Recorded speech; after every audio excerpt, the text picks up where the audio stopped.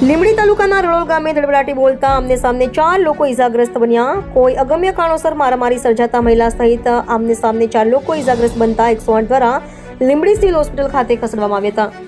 ત્યારે આ બાબતે મારામારીમાં ઇજાગ્રસ્ત બંને પક્ષોથી મળતી માહિતી મુજબ મારામારી તલવાર ધારિયા પાઇપ ધોકા જેવા હથિયારો સાથે બંને પક્ષો બાખડ્યા હતા. જેમાં ઇજાગ્રસ્તની વાત કરવામાં આવે તો ફેઝલભાઈ, હુસેનભાઈ, યુનિસભાઈ, કરીમભાઈ, અકબરભાઈ, કરીમભાઈ, સાયરાબાનુ, કરીમભાઈ ગંભીર રીતે ઇજાગ્રસ્ત બન્યા હતા. ત્યારે બંને પક્ષોને લીંબડી સિવિલ હોસ્પિટલ ખાતે લાવતા લોકોના ટોળા જામ્યા હતા. ત્યારે ફરજ પરના જીઆઈએસએફના ગાર્ડ દ્વારા લોકોના ટોળાને વિખેરવામાં આવ્યા હતા. ત્યારે આ બાબતે બંને પક્ષોની સામસામે લીંબડી સિવિલ હોસ્પિટલમાં એમએલસી નોંધવામાં આવી હતી.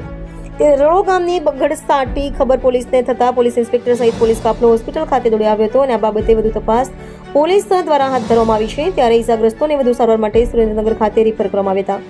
ત્યારે ખાસ કરીને વાત કરવામાં આવે તો અવારનવાર ગ્રામ્ય કક્ષાએ મારામારી થતી હોવાથી લોકોમાં કાયદાનો ભય ના રહ્યો હોય તેવું લાગી રહ્યું છે. રિપોર્ટર કલ્પેશ વાડેર, સુરેન્દ્રનગર.